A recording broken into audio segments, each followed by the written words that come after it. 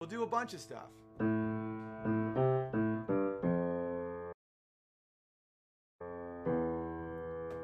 love that tune.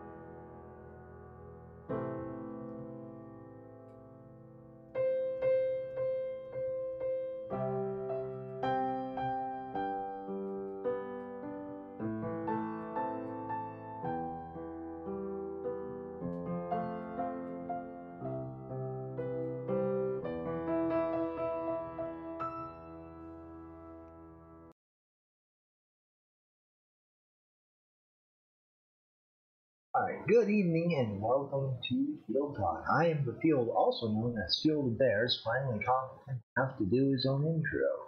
And also here to remind you that socialism always ends in starvation and genocide. Before we get started, some of you may know about a particular ugly mug that has been going around. And in order to provide you with a superior alternative, I would like to present to you this.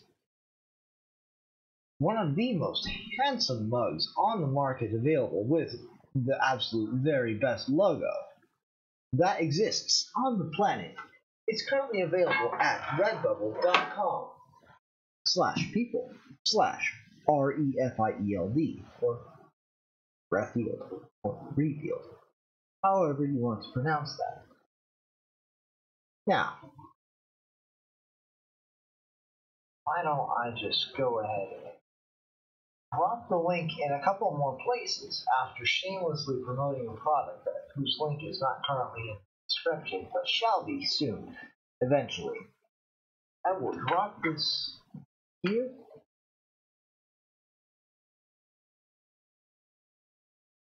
Go. So here's something interesting. Something I've noticed is I am not sure that the Democrats actually believe it would make an excellent ashtray if you're a heathen who smokes, like some kind of heathen. I've noticed is these the claims. I am not convinced. I am not convinced. There we go. That's a little better. I am simply not convinced that anyone actually believes the latest claim, the latest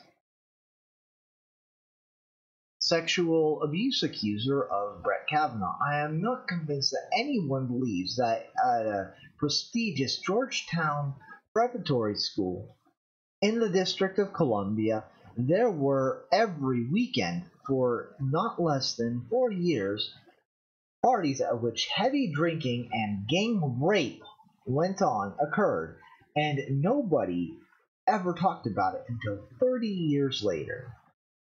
I am sorry, but the limits of credibility have not only been reached, they have been surpassed, stretched, broken, and left behind in the dump, along with the unwanted refuse of last night's dinner.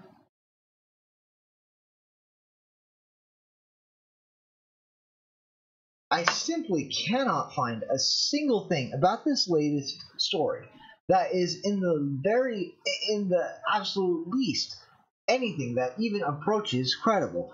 I cannot find a single element of this Brett Kavanaugh accusation that I can consider to be anything close to believable.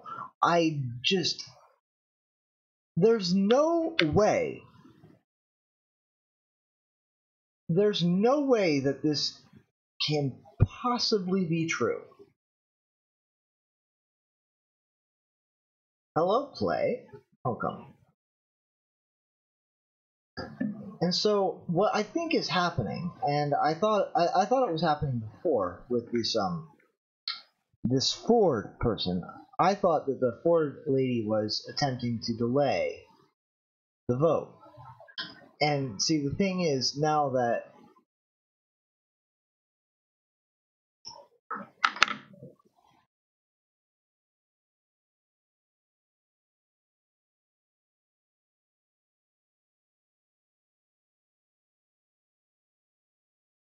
Ford has been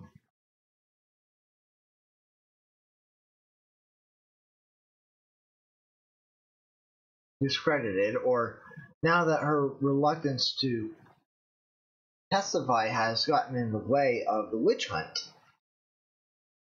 and the second accuser fell through, we've got this absolutely fantastical story of gang rape. Hello, Veteran Bear. This absolutely fantastical story of a train of boys who were drugging and raping a series of girls who somehow never got caught over the course of 4 years. And magically, this cabal of drug and alcohol infused sexual abuse somehow managed to stop as soon as Brett Kavanaugh is no longer going to high school. And as much credibility as I would like to lend to women who are victims of abuse, I'm sorry, but I just simply cannot consider this to be anything even approaching credible.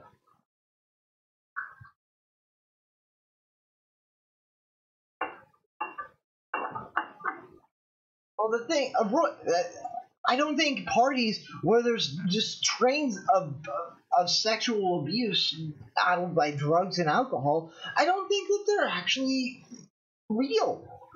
Not for high schoolers, anyway. I mean,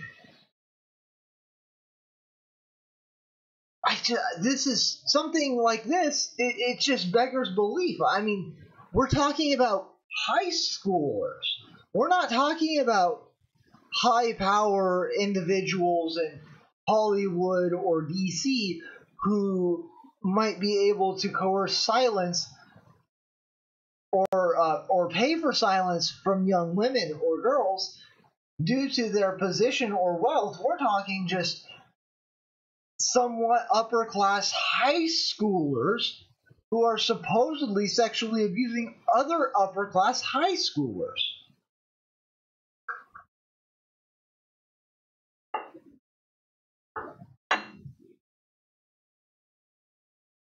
And so the idea that you could have straight up just 4 years of just absolute moral depravity that didn't get out at all during the duration of the 4 years, and then somehow managed to stay bottled up and silent through every stage of Brett Kavanaugh's career advancement, every single appointment he's had, through his time at Yale Law, through his time at a law firm, through his first appointment as a judge, through his federal appeals court judge, to his federal high court appeals judge.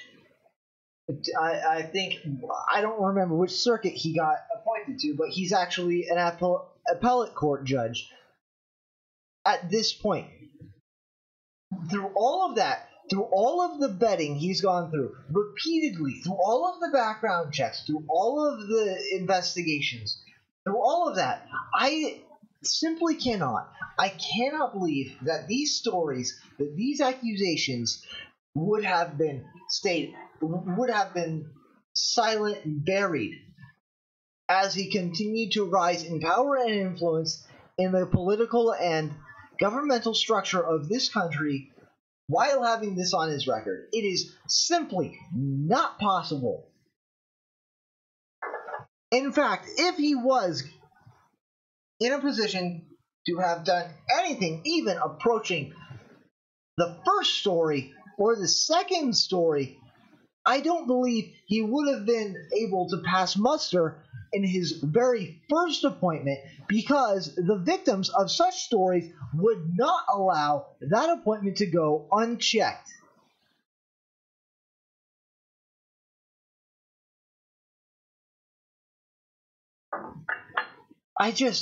It is not credible. It is not possible to believe.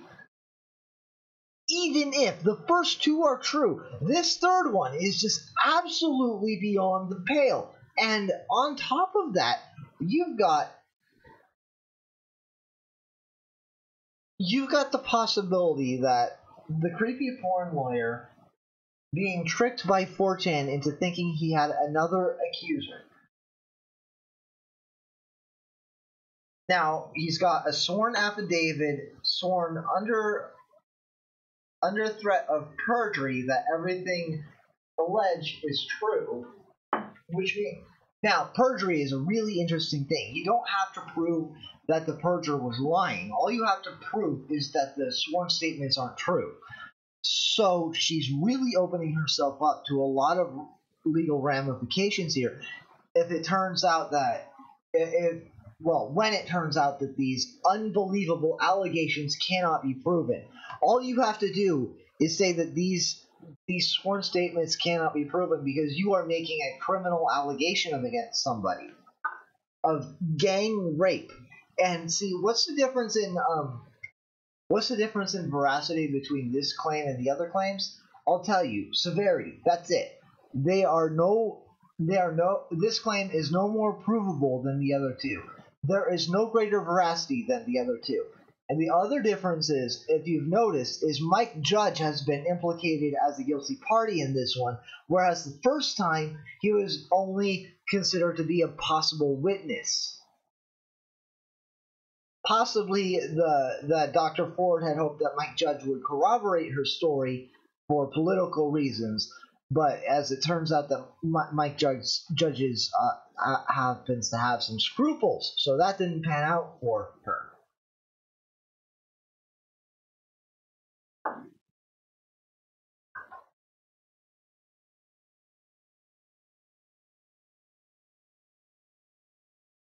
About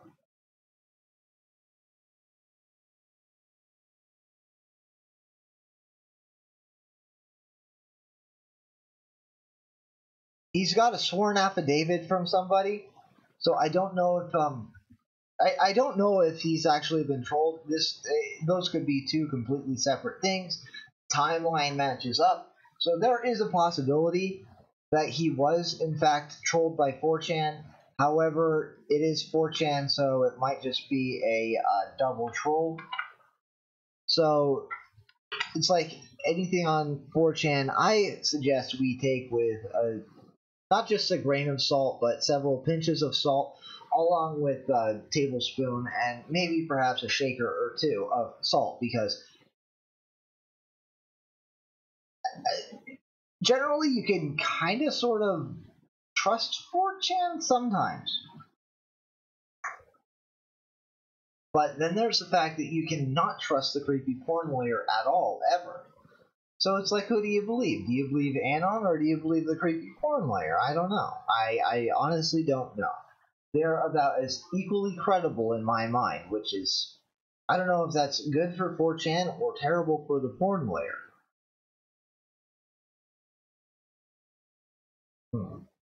Very, very, this is all just been very strange. And so, here's the deal. Here's the deal. This is mercenary. This is not, I mean, from the Democratic Party, from the creepy porn layer, it's mercenary.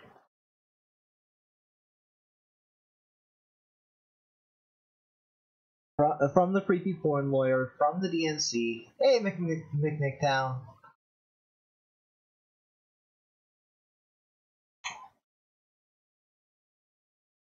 Yeah, see, the thing about the 4chan thing is either they trolled the creepy porn lawyer or they trolled the media into thinking that the creepy porn lawyer got trolled. Either way, 4chan wins. Either way, 4chan wins. And I don't know if it's good or bad when 4chan wins so handily.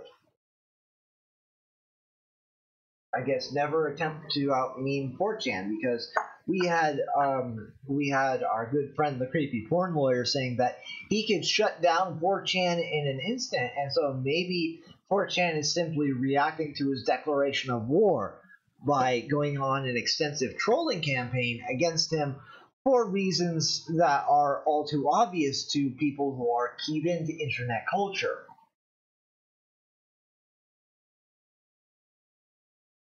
So we've got all of these things floating around. We've got the possible trolling by 4chan, which is of course hilarious and retarded at the same time. We've got the party, the party plastic favor, the party with the plastic party favor. Hello, Josiah. And then we've got the gang rape train, and then we've got this reluctant to testify what's her face lady whose lawyer has worked with Hillary Clinton. Oh, hi, Percussion Bear.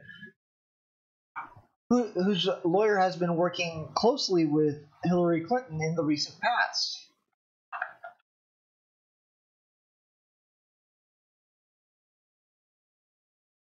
So we've got all of this stuff. We've got all of this,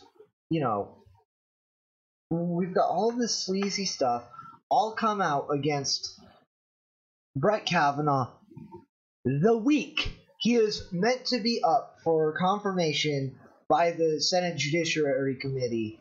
The week all of this comes out, the same week where he is supposed to be voted on. And you're going to expect me to believe that there is nothing political going on here.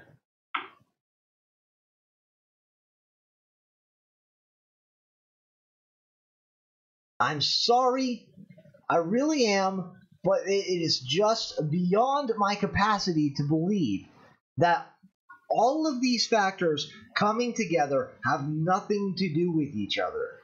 I am having a very difficult time believing somebody whose record has been spotless for decades suddenly has a crime that has been hidden for over 37, not just a crime, a whole litany of sexual crimes that have somehow managed to be kept under the cover of darkness and secrecy for over 30 years, comes out as he's about to be appointed to one of the most important positions in our country because Orange Hitler is in charge.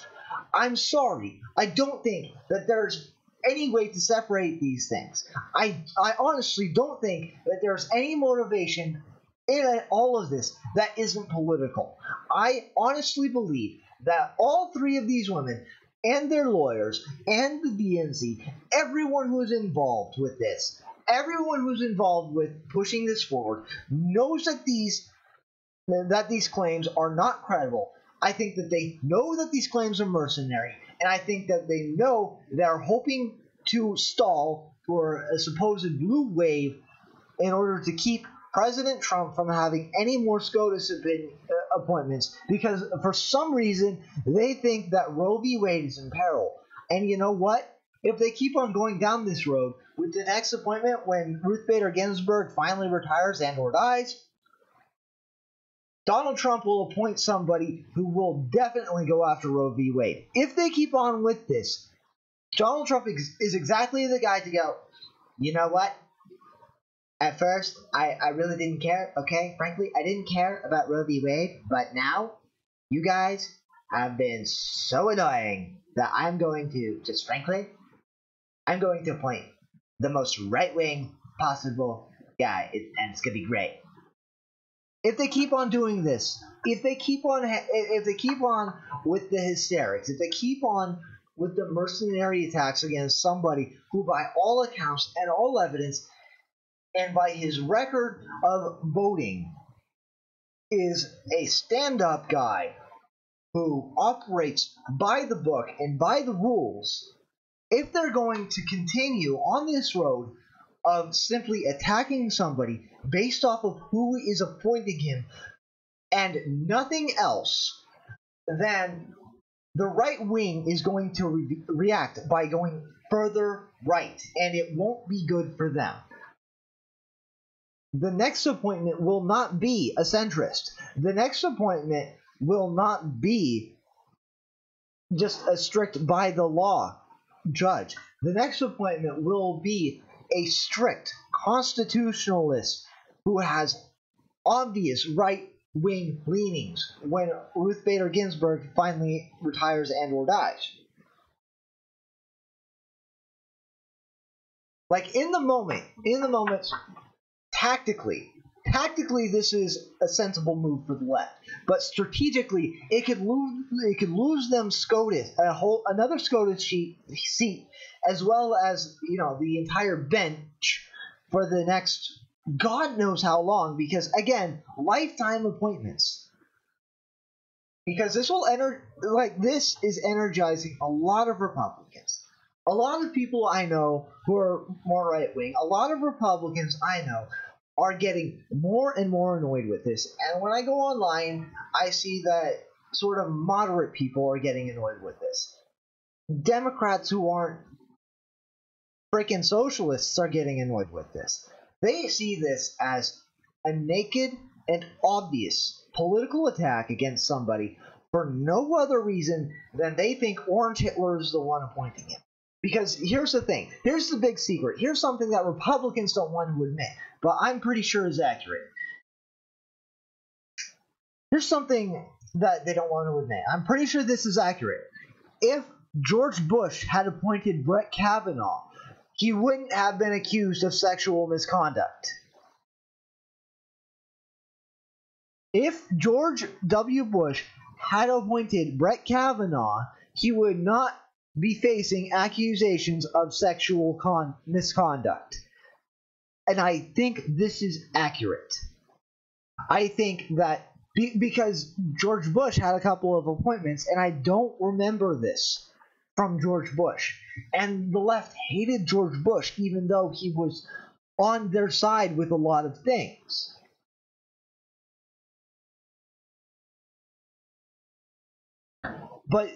But again, we've got to remember that the media pushed for the wars, was on George Bush's side until the general public turned against George Bush after Katrina. We have to remember that the media was on George Bush's side until Katrina.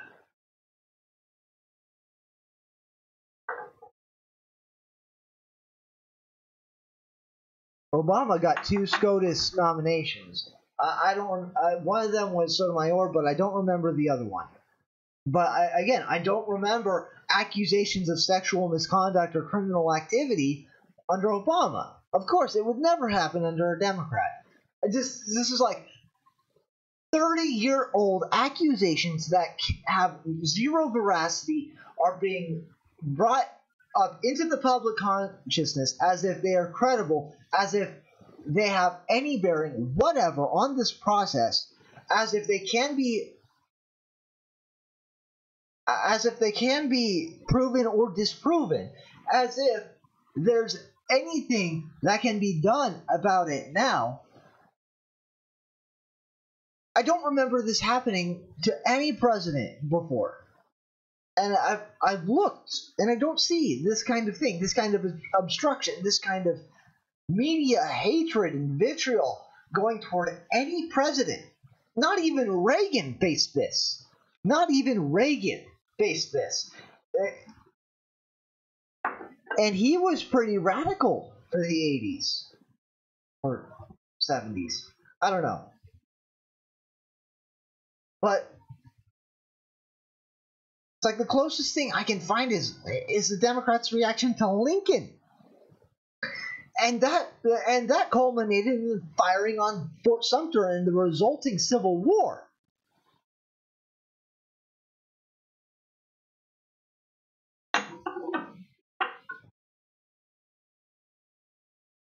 Well, the thing about Clarence Thomas is that got disproven, and only the insane people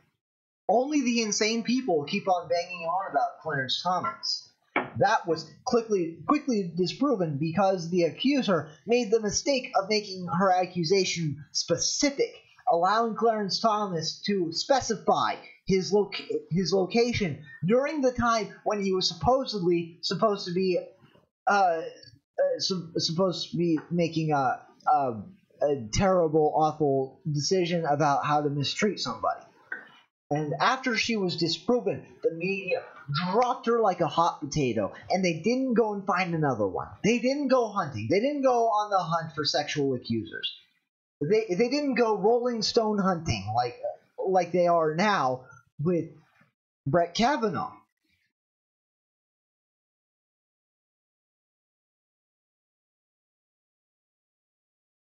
So that's the difference with Clarence Thomas. And I agree, that accusation was unconscionable, and that was a horrible thing. But see, they learned from that. They learned that you can't be specific with your accusation because then it allows the accused to specify their location about the time where you are accusing them of committing a specified act. So as long as your accusations remain unspecified, it remains impossible to defend against them. Which is why they don't want to testify under oath, which is why they don't want to specify under oath, which is why they don't want to provide dates, times, or locations. Because then Brett Kavanaugh might be able to specify his location at a particular date.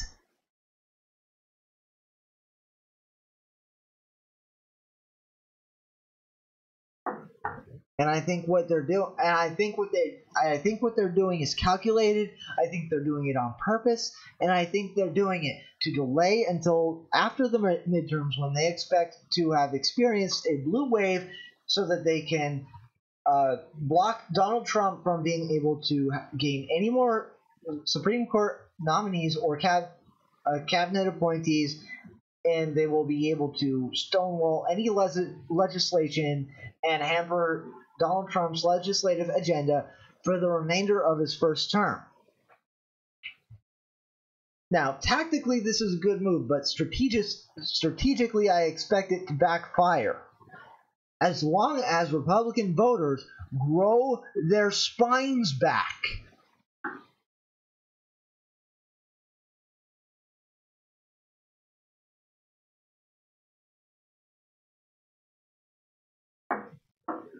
And now here's the thing. You can respect women and still think that these women are horrible. You can respect women and still think that these women are not telling the truth. In fact, you can extend grace to these particular women and expect that they are misremembering events that might have happened and attaching Brett Kavanaugh to their memory while being in error because of how notoriously unreliable memory can be, especially when it spans decades. You can even extend these particular women that grace and continue to be respectful and loving and all of the positive good things toward women in general. But still, the left will say that unless you believe these particular women making these particular accusations about this particular man, if you don't believe them, then you're a misogynist. Then you hate women. Then you want to go back to the Stone Age or medieval age or whatever, which is not only a fallacy of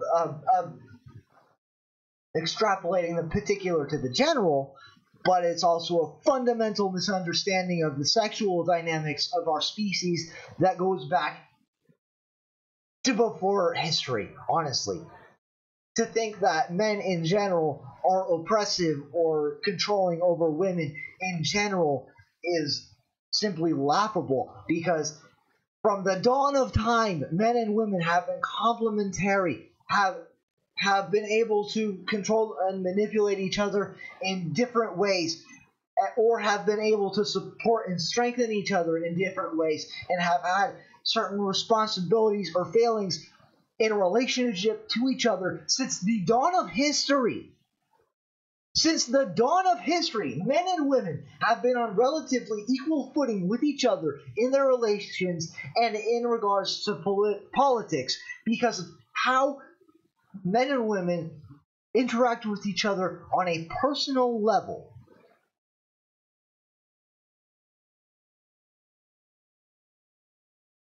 Because men and women are two halves of the same whole, and one half cannot dominate over the other half without damaging itself. Which is why when you see cultures that have dominant structures in their sexual relations tend to have things like acid attacks, suicide bombers, and honor killings. Not exactly great for having a free society. It's bad for everybody. It's bad for everybody when one sex is mistreating the other sex. It's bad for both sexes when one sex is mistreating. Because, again, male and female are two halves of the same whole. They are both human, and they're both incomplete without each other.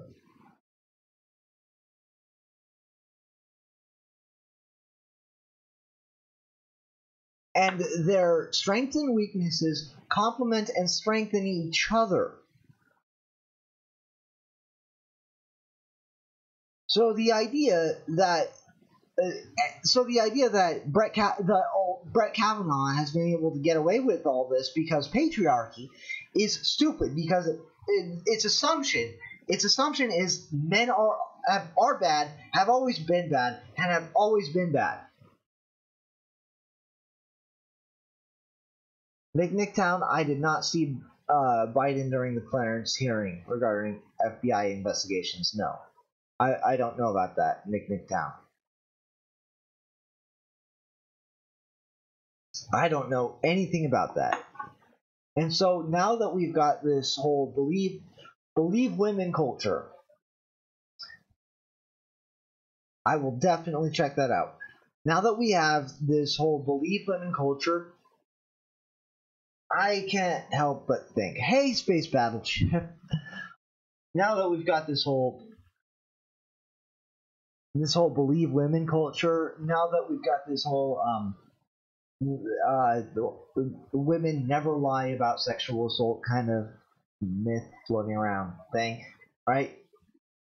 But I can't help but think about a certain woman called Juanita Broderick. I mean, she's got hospital records, she's got witnesses, she's got date, time, location, right? And she's got police reports, all of that, right? We got all of this stuff from Juanita Broderick, which is it's like on six facets, much more than any of these who have 0 facets.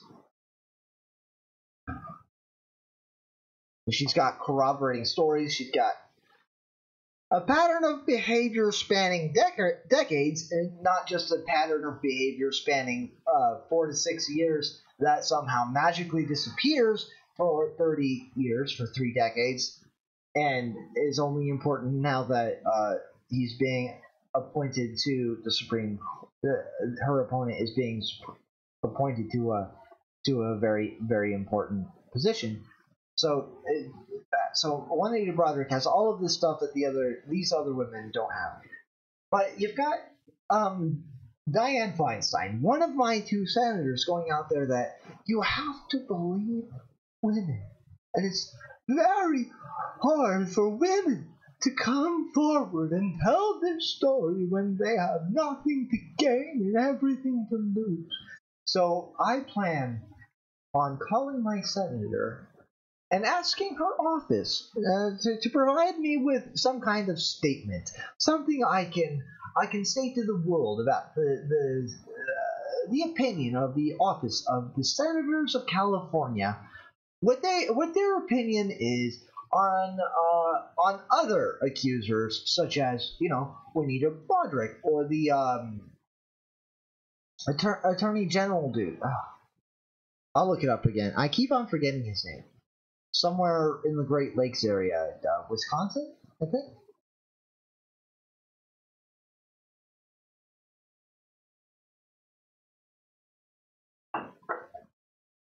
The one who's also got some hospital records, has photos, as another Keith Ellerson. Yes, thank you, Roy Bear. Thanks again. She's got photos. She's got hospital records. She's got police reports. Again. All of this stuff, all of this corroborating evidence that, in my very most humble, non-lawyer, layman's opinion, lends just a twinge, a speck, a little bit more credibility to her story over somebody who's just got 30 years ago, stuff happened, and nobody found out about it. It was all super secret, even though this is exactly the kind of thing that would definitely get out. That would definitely not stay secret. This is exactly the kind of thing that can't be a secret. Because people talk, right? Not without significant state suppression, and nobody is alleging state suppression on the information, right? So I want to find out what my senators, Dianne Feinstein and the other one, what their office's opinion.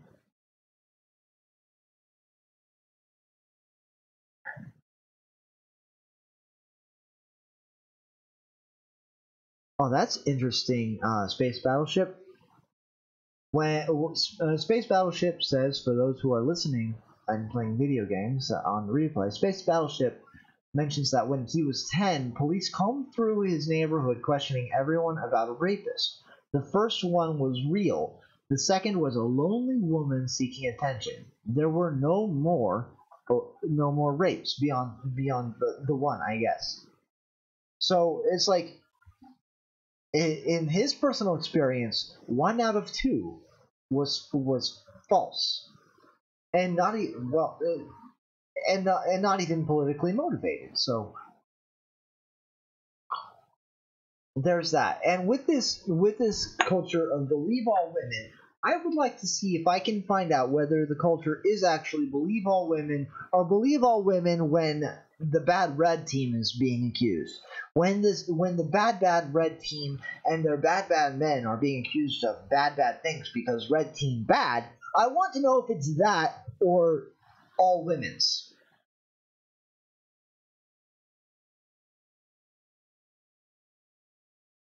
Who's Danny Williams? Big Nick Town. I can't follow your tweets. Yeah. I've been permanently banned from Twitter. Please go to gab.com or gab.ai or Well, no, I've promised not to cuss on my show, so I can't say the other URL, but Space Battleship knows about it.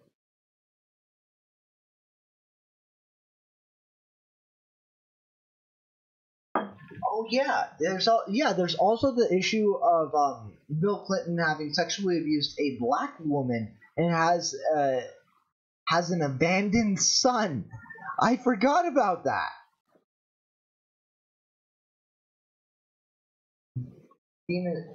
Okay, I'll remember that. If you just click on, follow the link in the description to my Gab, I will follow you directly after this stream is over in about 5 minutes.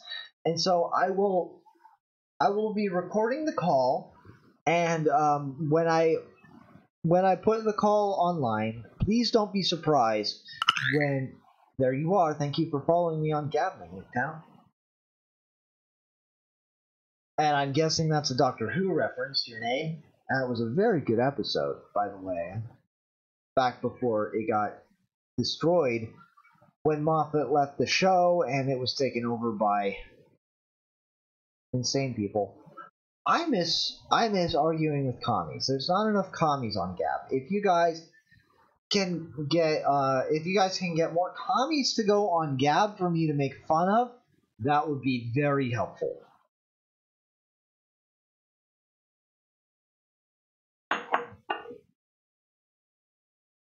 But I don't know. Nazis are not nearly as fun because, let's face it, Nazis are slightly less retarded, but they're more sensitive and they give up faster. So they're not as entertaining. Like they know when somebody smarter than them is making fun of them, so they give up faster, I guess. Commies are just, dumb enough to think that they're smarter than me, which is right where the lulls exist for me. The problem is Nazis are smart enough to realize that I have them completely dominated intellectually, which makes me sad because then they give up and run away. And then I can't get my lulls. It's really not fair. That's the thing I miss the most about Twitter, is the lolcows that are communists, because they're just that stupid. Very entertaining to argue with commies because, again, they're so bad at it. But anyway, so that's my plan. I've gone over my plan with the Bears. Please don't be surprised at my soy voice. You will see how convincing it is when I do the call. But I don't expect to actually speak with Dianne Feinstein or my other senator, but I will be doing that probably tomorrow. Hopefully I will have the video up before the show goes, so that's something to look forward to. And I think that might be something for me to start doing because I happen to live here in California, which would be, I think, an excellent idea. So look forward to that. If you enjoyed the stream, please go ahead and hit that like button. If you want to see more of Field Talk, you can subscribe, and if you want to be notified, maybe, possibly, who knows on YouTube anymore, please hit the bell. You can find links to the social media places in the description below, and as well, a link to paypal.me/fieldtalk if you want to sow the field and get on my wall of fame and get your note posted to my Gab, to my hundreds of followers instead of thousands. I do miss that as well.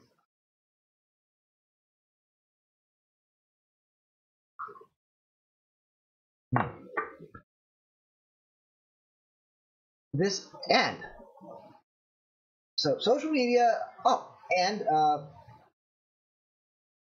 new link in the description eventually. Yeah, I will. New link in the description to my mug, the handsome mug with my logo. Also, dropping it in the chat right now. To the handsome mug. It is far superior to the ugly mug because it is handsome. Here, I will show you again as an example. If you want to support the show, please go and buy some merch. Then you will have merch, which will make you the envy of all of your friends and enemies over how handsome you are.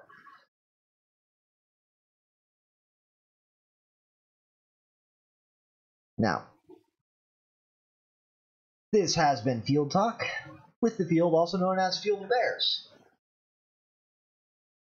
Have a great night, and never forget that socialism always ends in starvation and genocide.